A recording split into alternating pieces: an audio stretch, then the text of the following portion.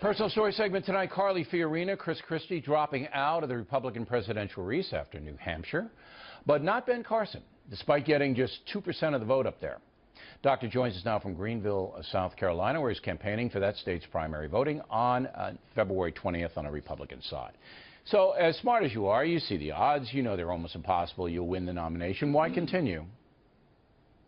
Well, I don't believe that at all, Bill. First of all, I didn't do that well in New Hampshire, but I knew I wasn't going to do well in New Hampshire, so I didn't spend much time or money there, like many others who spent excessive amounts of time and money there and didn't do very well either. You have to know how to pick your battles.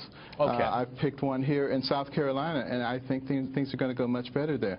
Iowa, you know, I came in fourth. I think I would have done even better without the shenanigans. Our internal polling shows that. But, you know, that's water under the bridge. But, you know, it's a 9-inning game. All right. And, I just wanted to get your the first 2 mindset. innings. I wanted to get, you're being written off by many pundits, perhaps most. I wanted to get your mindset. So, okay, you're in South Carolina. But the pundits have, but Bill, the pundits have written me off from the very absolutely. beginning. I'm not saying they're right or they're wrong. I'm just trying to figure out where you are and how you're seeing it. So you're in South Carolina, and you've got 8 days before the vote, and you got a big debate tomorrow night. So you have to basically convince the voters to get away from Trump, Cruz, Rubio, Bush, and Kasich. All right? So it's you against 6 or 5. It's you against 5 because you got to take. You got to take from them. So in your strategy, is there anybody you're targeting, or is there any specific thing that you're doing? I'm targeting the fact that I'm providing for the people a choice. Someone who is not controlled by the establishment, someone who's not controlled by big money or special interest groups, somebody who is a member of We the People, who believes in truth and integrity and believes that the American people should have that choice. We shouldn't have to settle for something. We should have that choice. Now, do you have enough money to do TV ads? You doing TV ads in South Carolina? Yes, we will be doing some TV ads. All right, so you got enough money to really compete at the highest level against Trump and Cruz? They have lots of money in South Carolina. We have not only money, we have a good ground game, and we have incredibly enthusiastic people. All right, and so that's you're really looking for a big key. upset. You're looking for, and you don't have to win. I mean, to continue on, I would say you would have to get in the top 3. I mean, I don't know your financial situation, but it would seem that... I don't think that's going to be a problem, Bill. Really? You think you're going to be in the top 3?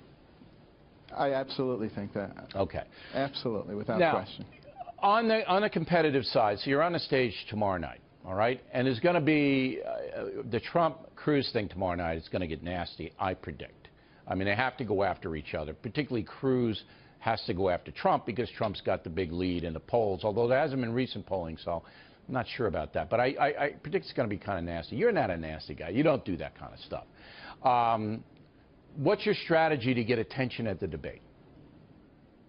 Well, you know, since there will only be 6 people on the stage, it's going to be much more difficult for them to ignore me. They'll try, though, if they do try to ignore me. They're going to try. They're going to try to ignore you. You know they will. I'm not going to allow it. I'm not going to allow it. Good for you. I'm going to be much more boisterous, okay? And I told you I was going to bring my Bill O'Reilly mask. I'm going to wear it. You do that. I mean, you be as I'm using the word obnoxious. It doesn't apply to you, the nicest guy in the world. It does apply to me. But you're going to have to break in, and you're going to go, hey, listen, guys, you know, I'd expect a couple of questions, you know, directed over here if you don't get them up top. And then if you have something to say about any of the issues, you're going to have to jump right in because you know that they're going to put you exactly over right. to the side.